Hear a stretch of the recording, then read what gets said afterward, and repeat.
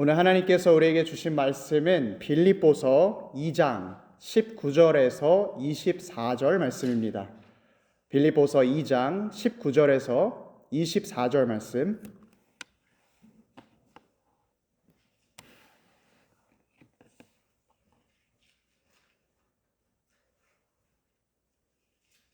다 찾으신 줄 알고 하나님의 말씀 한 목소리로 봉독토록 합니다.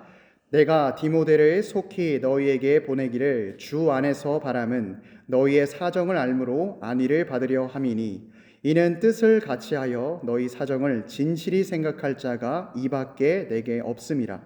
그들이 다 자기의 일을 구하고 그리스도 예수의 일을 구하지 아니하되 디모데의 연단을 너희가 아나니 자식이 아버지에게 함같이 나와 함께 복음을 위하여 수고하였느니라.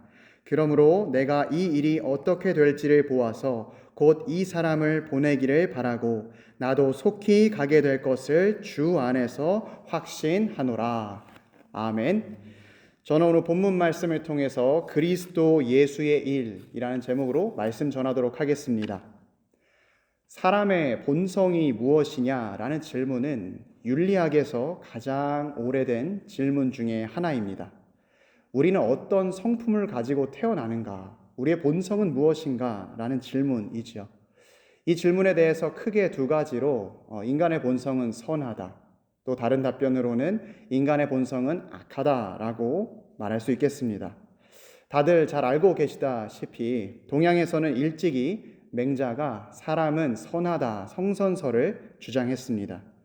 어린아이가 길에 가다가 우물가에 빠졌을 때 사람들 마음 가운데 안타까워하고 도와줘야겠다라는 그 마음이 인간의 본성 가운데 있기 때문에 인간은 태어났을 때부터 선하다라고 말하는 것이죠. 물론 반대 의견도 있습니다. 순자는 성악설을 주장했습니다. 정말로 인간이 처음부터 선하다면 왜 우리 삶에 다툼이 생기는지 설명할 수가 없다. 여러 가지의 다툼은 인간 마음 가운데 자기 자신만을 위하는 마음이 있고 다른 사람을 질투하는 증거가 되는 것이다. 그래서 인간은 악함으로 기울어져 있는 존재다라고 말했습니다. 여기에 비추어 보았을 때 지금 나 자신은 선한 사람의 본성을 갖고 있습니까? 아니면 악한 사람의 본성을 가지고 있습니까? 또 우리는 그 본성에 순응하면서 살아갑니까? 아니면 그 본성을 거슬러서 살아가고 있습니까? 서양이나 동양 철학들은 지금 당장의 인간의 본성이 무엇이냐에 관심이 있었고 그렇게 초점을 맞췄습니다. 그러나 성경은 조금 더 역사적인 관점에서 설명합니다.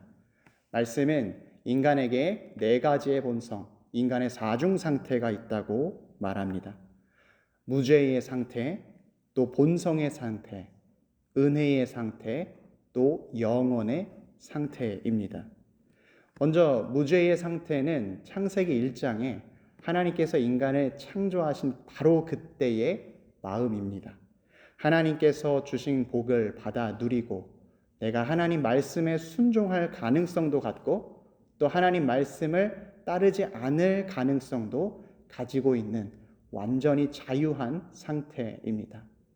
이 무죄의 상태에서 인간은 안타깝게도 하나님의 말씀을 거역하는 선택을 하고 말았습니다.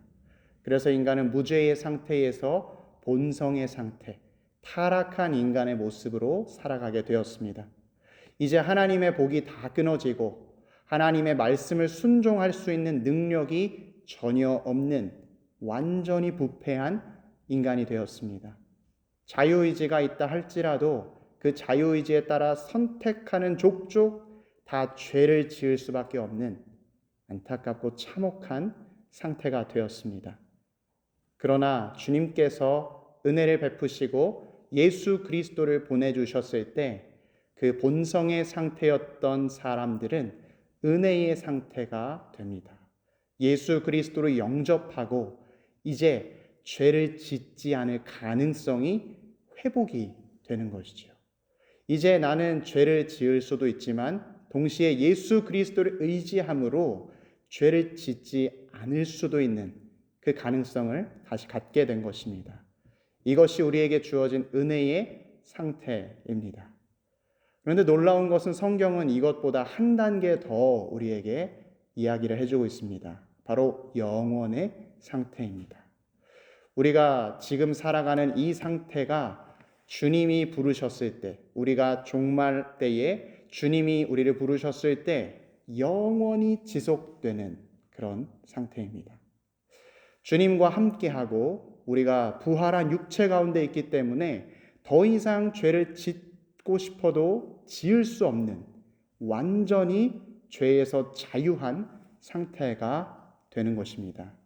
그래서 우리 인간의 본성이 무엇이냐라고 성경적인 답변을 할 때에는 주 예수 그리스도를 믿음으로 우리는 죄를 짓지 않을 수 있는 가능성을 가진 상태다라고 말할 수 있겠습니다.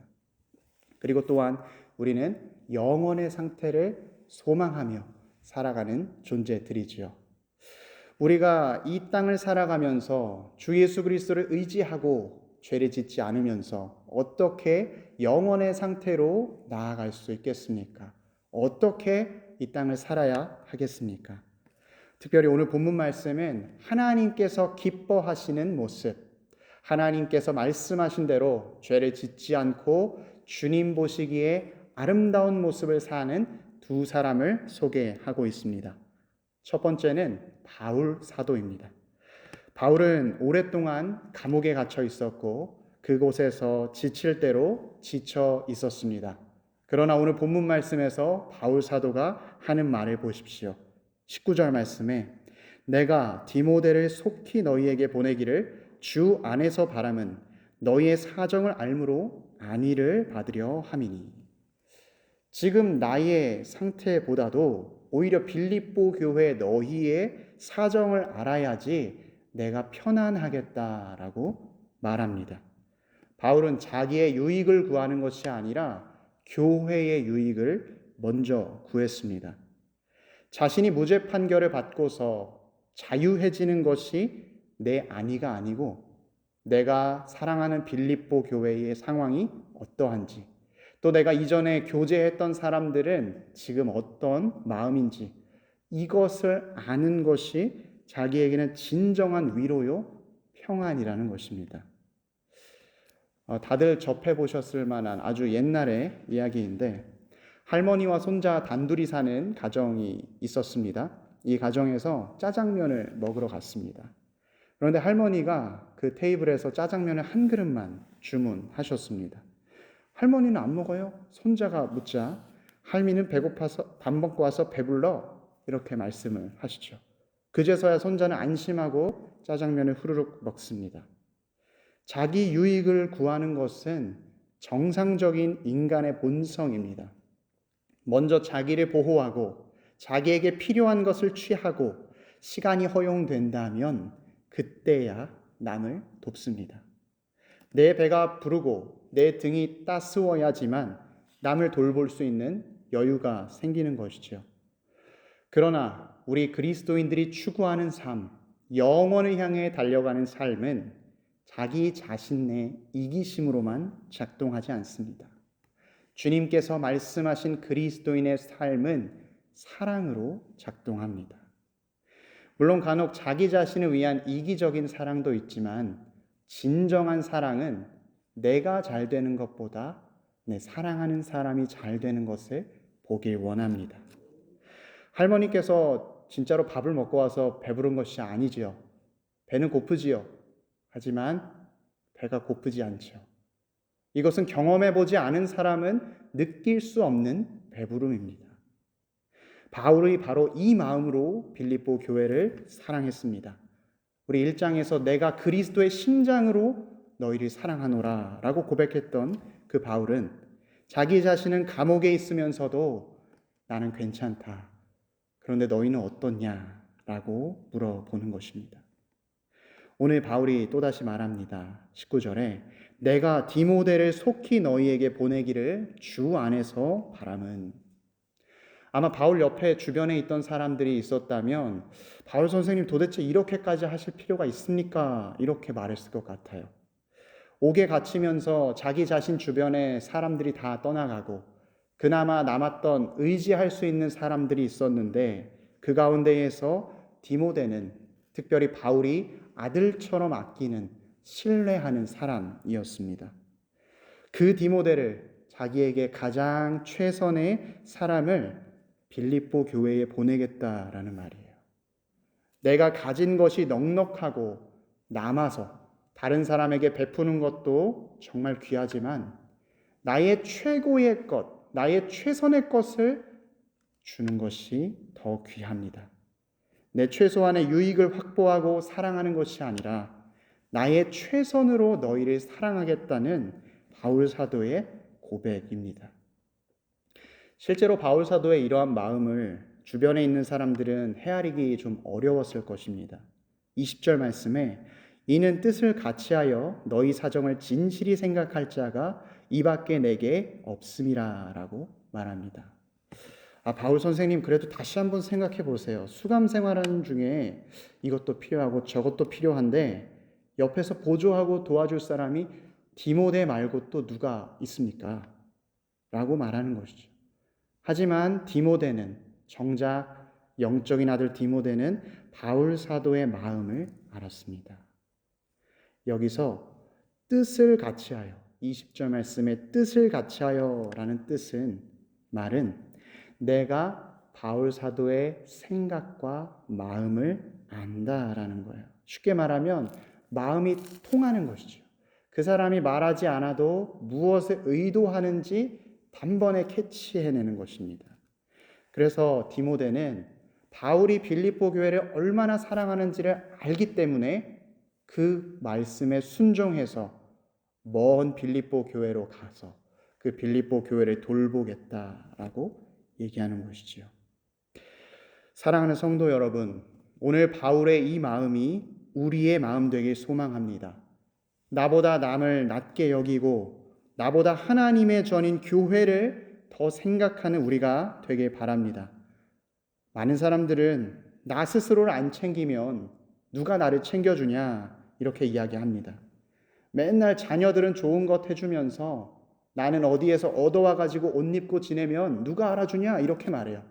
또 내가 가끔은 나 스스로에게 선물해주고 또 나 좋은 거 먹으면서 나를 내가 챙겨야지 누가 나를 챙겨줍니까? 스스로 인생을 즐기십시오 라고 말합니다. 좋은 말입니다. 통쾌하고 시원하죠. 그런데 그런 삶, 자기 자신만 챙기는 삶은 먹지 않아도 배부른 그 신비를 경험할 기회가 없어요.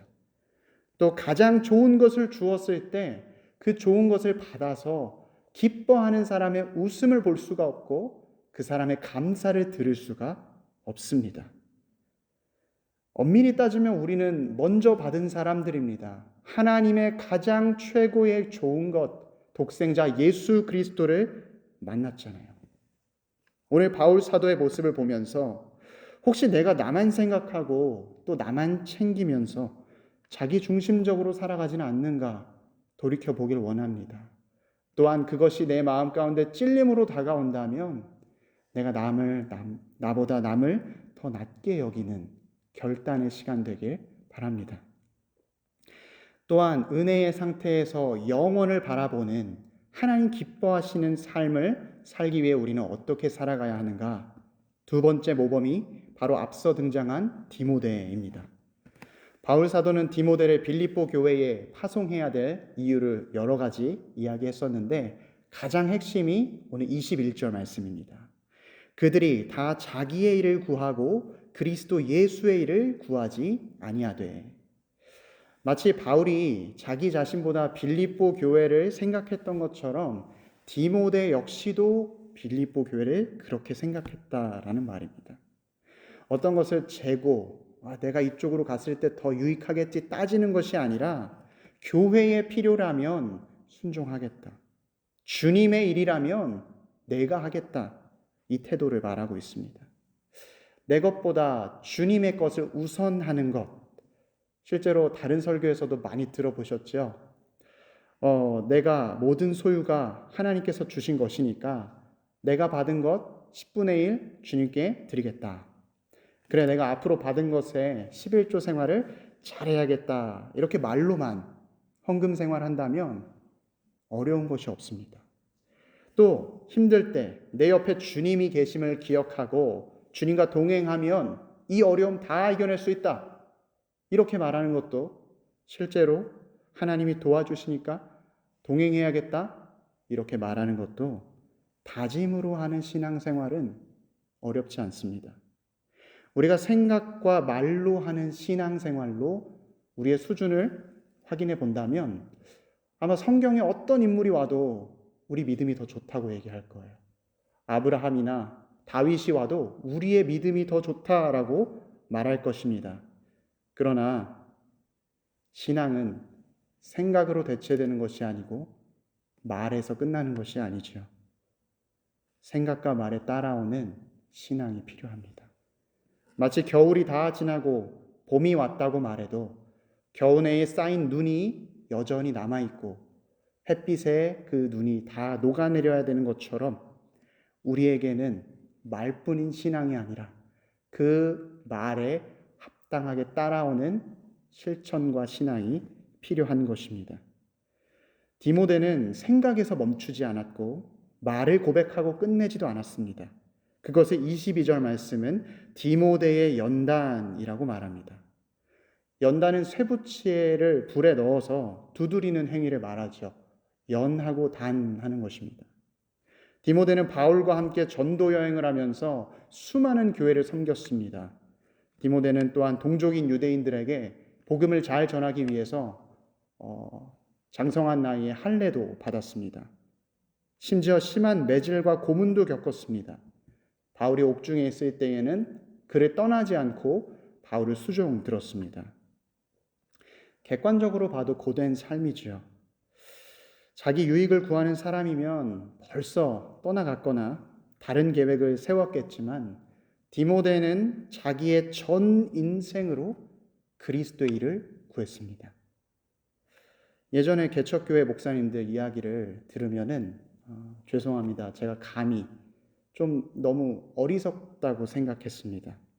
대표적인 이야기가 반지하 교회에서 교회를 위해 밤새 기도하면서 난방비를 줄이겠다고 이불 하나 덮고 밤새 기도하시다가 몸이 상하시는 그런 이야기들이죠. 너무 안타깝지 않나요? 그래서 이렇게 말하는 사람도 많았을 것 같습니다.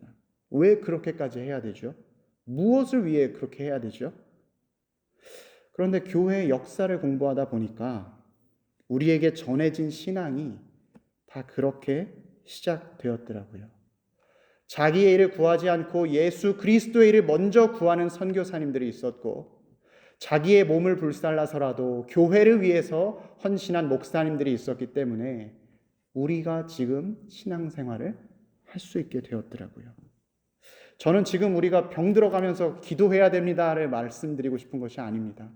우리 마음 가운데 정말로 나의 것보다 예수 그리스도를 위한 그 마음이 있느냐 이것을 돌아보고 싶기 때문입니다. 사랑하는 성도 여러분, 생각으로 신앙생활하는 것은 쉽습니다. 자기 일을 구하면서 신앙생활하면 매우 편합니다. 그러나 신앙을 실천하며 사는 삶은 힘듭니다. 하지만 그 신앙을 실천할 때에 그 신앙이 우리에게 유익합니다. 우리의 신앙은 반드시 연단되어야 합니다. 이 연단이 우리의 믿음을 성장시키고 궁극적으로 든든한 삶을 살게 하기 때문입니다. 저는 바울과 디모데의 헌신 그리고 이 섬김을 보면서 너무나도 궁금했습니다. 이들은 어떻게 나보다 다른 사람을 또 나의 일보다 그리스도의 일을 구할 수가 있는가? 그 비결은 무엇인가? 바로 이 두 사람이 주님 안에 있었기 때문입니다. 19절 말씀 중간에 바울 사도는 주 안에서 바람은, 또 24절 마지막에 주 안에서 확신하노라. 바울은 전심으로 주님을 의지했습니다. 자신의 어떤 소망도 자기의 계획함도 다 주께 달려있다 살아갔습니다. 사랑하는 우리 피스메이커 교우 여러분, 우리 주님이 역사의 주관자요 생사의 주관자임을 믿으시기 바랍니다. 우리의 삶이 지금 이 땅에서 끝나는 것이 아니라 영원을 향해 나아가고 있다는 것을 기억하시기 바랍니다. 모든 만물을 다스리시는 주님께서 남의 것을 구할 때 우리 마음 가운데에도 기쁨과 평안함도 주십니다. 나의 것을 구하는 것이 아니라 주의 것을 위하여 살아갈 때 모든 것에 능력 있으신 주님께서 나의 것도 채워주십니다. 아까 손자와 할머니 이야기를 다시 해볼까요? 손자가 짜장면을 맛있게 먹고 이제 할머니가 계산대에 섰습니다. 동전 꾸러미를 꺼내서 계산하려고 할 때 주인이 괜찮습니다. 오늘 100번째 손님이셔서 그냥 가격을 받지 않고 무료로 음식을 드리겠습니다. 그랬어요. 다음날 짜장면집 사장님이 이제 셔터문을 올리고 장사를 시작하는데 맞은편에 어제 그 손자가 쪼그려 앉아가지고 뭘 자꾸 하고 있더라고요. 그래서 쳐다보니까 그 음식점에 손님이 들어오는 것을 숫자를 세고 있었던 것입니다. 주인이 그것을 깨닫고 급하게 자기 아는 사람들에게 전화를 돌렸어요. 오늘 중식이 참 좋아요. 오늘 중식 먹으러 오세요. 오늘 새우 제가 할인해 드릴게요. 오늘 다 같이 단체로 오세요. 이렇게 이야기를 하고 시간이 지나자 마침내 손자가 할머니를 모셔왔습니다. 아저씨, 우리 100번째니까 오늘 공짜지요? 그리고 할머니께 맛있는 짜장면을 드렸습니다. 할머니, 나는 아까 밥 먹고 와서 배불러. 할머니가 먹어. 사랑하는 우리 피스메이커 교우 여러분, 그냥 감동적인 이야기니까 한두 번 일어나고 많은 이야기지 라는 생각이 드십니까? 주 안에서 날마다 일어나는 일입니다. 오늘 이 시간을 통해서 나보다 남을 낮게 여기고 자기의 유익보다 예수 그리스도의 일을 구하기를 결단하는, 또 주님 안에서 놀라운 기쁨을 맛보며 살아가는 우리 모두가 되기를 축원합니다.